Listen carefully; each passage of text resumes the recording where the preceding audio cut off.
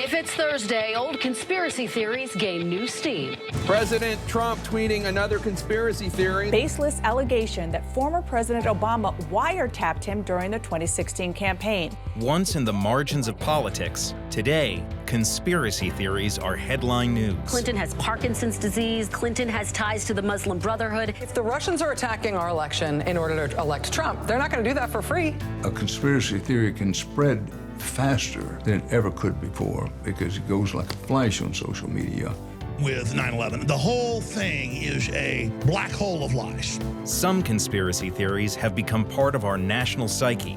More and more Americans, according to the polls, have become convinced they haven't been told the whole truth about the Kennedy assassination.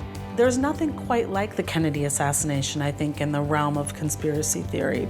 What can this seminal moment in American history tell us about the grip of the new breed of conspiracy theories we're seeing today?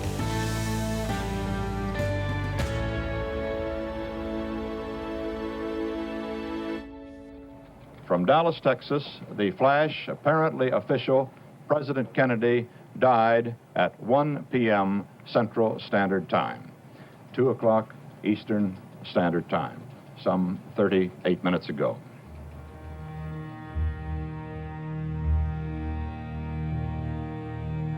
I think this has to be a planned conspiracy. It could have been communists, I think, probably something like that. The conspiracy theories, they actually began exploding almost from the moment it was officially announced that the president was dead. All kinds of rumors were spreading that the Soviets might have done it, the Cubans might have done it. It was the anti-Castro Cubans. It was the FBI. It was the mafia.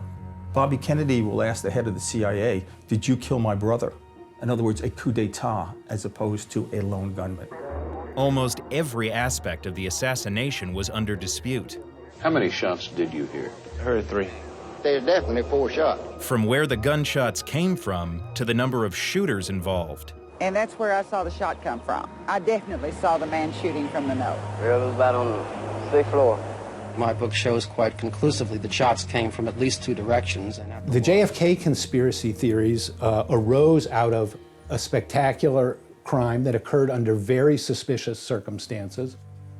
Jefferson Morley has been studying the Kennedy assassination for 30 years. He says the questions mounted when the main suspect, Lee Harvey Oswald, was killed in custody. He has been shot. Oswald has been shot. Lee Oswald. And the concerns escalated when the government released the findings of its official investigation. Today, the Warren Report attempts to unravel the dark twists into which the national tragedy was thrown. So the Warren Commission investigated, and then they put out this report, not a particularly convincing account of the crime. They've sealed away some of the evidence, and I think that's rather disturbing to most people. Why did Oswald do this? I didn't shoot anybody, no, sir. The Warren Commission never came up with a motive. Why would he do it? People said, no, the government's explanation doesn't make sense, and they began to look for other ways to explain it. And so they came up with conspiracy theories. For many, the proof of conspiracy was confirmed when they saw an amateur home movie taken by a Dallas businessman. The most dramatic and most important single piece of evidence of the assassination was provided by Mr. Abraham Zapruder. On one roll of 8mm color film, Mr. Zapruder had the astonishing luck to capture the entire assassination. When people saw the film, and anyone who sees the film, I think, can agree that when you first see it, it looks like the president must have been shot in the front of the head because his head is thrown violently backwards. The Warren Commission said that the president was hit in the rear of the head. That basic conflict led people to assume that there was a second shooter, evidence of a conspiracy that has been covered up by the government. And that really is the main gist of an argument that has now been going on for more than 50 years. The film was studied frame by frame, used as a critical piece of evidence for those challenging the official line that Lee Harvey Oswald acted alone. This man with an open umbrella when 1.6 seconds after President... It turns, it comes back about 18 inches. As the conspiracy theories began to take hold, the CIA issued a memo expressing concern, saying, Innuendo of such seriousness affects the whole reputation of the American government. A memo lays out the strategy for the CIA to marginalize and discredit critics of the Warren Commission. And he explains how you should do it. Secretly, you should cultivate your contacts in the newspapers. You should make X, Y, and Z arguments about why conspiracy is ridiculous. But the public wasn't buying it, and by the mid-1970s, the lasting narrative had been set. The CBS News nationwide poll last month indicated that in President Kennedy's case, 68% believe that Oswald was involved with others in the crime. I remind you that the official version is Oswald alone was solely responsible. Only 15% believe that. As the years have gone by, come to understand that people ache for an explanation of the unexplainable.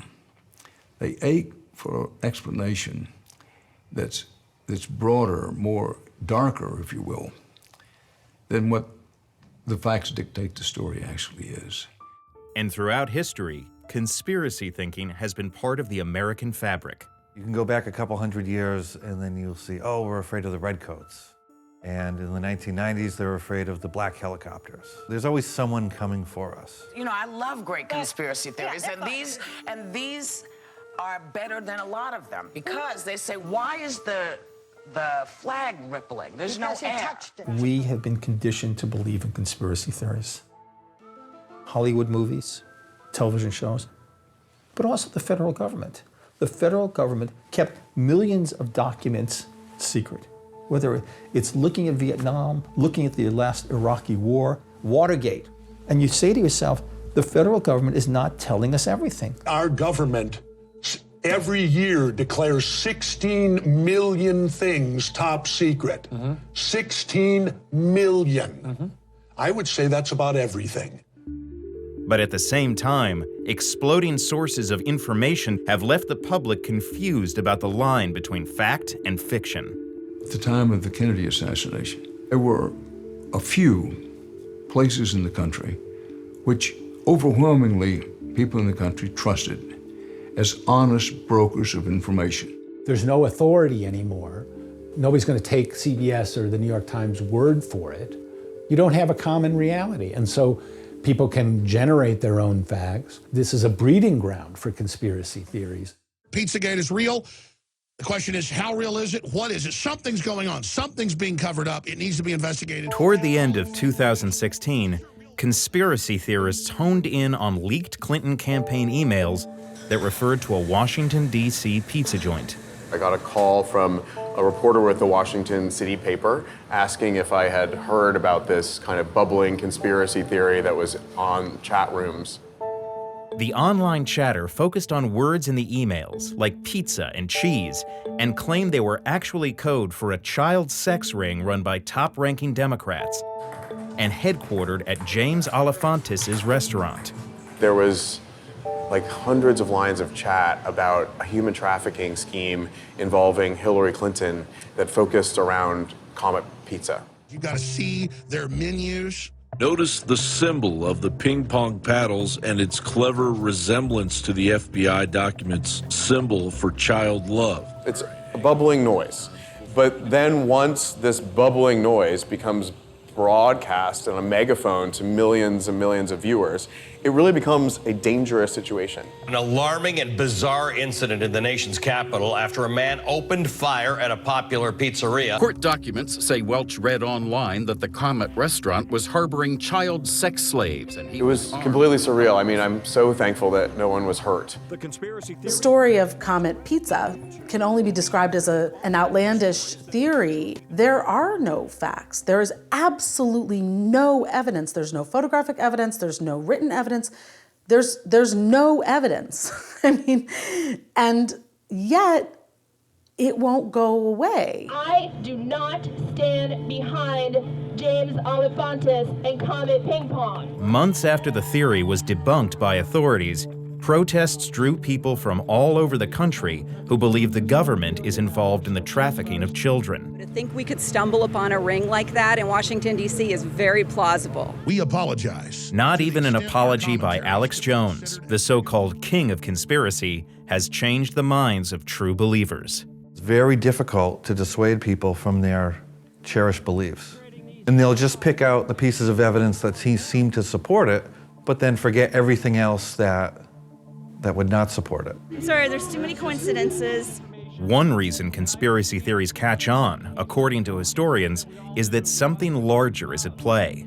Americans do not trust their leaders. I think that Americans do not trust the basic institutions that govern us, whether they're corporations, universities, the judiciary. And that trust has been eroding for decades. In 1964, when the Warren Report was released, 77% of Americans said they trusted the government to do what's right. Today, that number has plummeted to 20%. If you don't believe that these authorities have your best interests at heart, if you can't believe that these authorities are telling you the truth, you're still searching for answers. The Syria gas attack, which was a hoax. And what you then turn to is these counter authorities. Children did not die. These conspiracy theorists who say, I've got the answers. And with politics becoming increasingly polarized, peddling in conspiracy has become the new normal. We've moved fairly quickly, fairly deeply into a post-truth, post-fact era. That is, an era where a number of people, including some of them in the highest reaches of our own government, could say, well, facts are fungible. Alternative facts to that. The challenge for the truth is, even greater than it ever has been. A lot of people have come out and said that I am correct. But the data has to show that 3 million illegals voted. Forget that. Forget all of that. This president, who has become an opinion maker supreme to at least 40% of the American people, is shaping a vision that I think is going to take us decades to remove. And if his style continues as such, we are going to have a great deal of difficulty rooting conspiracy thinking out of the American mainstream.